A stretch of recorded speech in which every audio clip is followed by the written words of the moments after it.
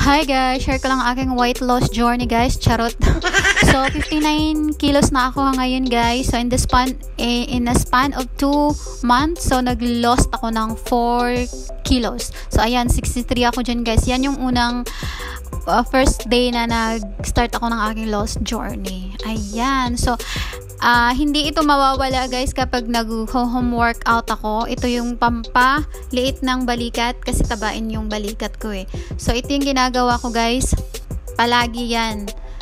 Kahit nagluluto ako sa kusina at may chance ako habang nag-aantay sa niluluto ko, ayan, kasi may salamin kami doon sa malapit sa pinto. So ayan, nag-workout ako ng ganyan guys. Para yan sa pagliit ng balikat o yung taba natin sa likod.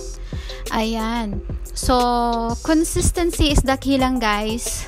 Sana all doon sa mga walang tiyan, ayan, meron pa hindi talaga agad-agad mawawala yung belly fats guys, lalo na yung dumaan na ng panganganak. Ayan. Ano yun siya? Postpartum belly. Yan. Dumaan din naman ako sa payat, charot.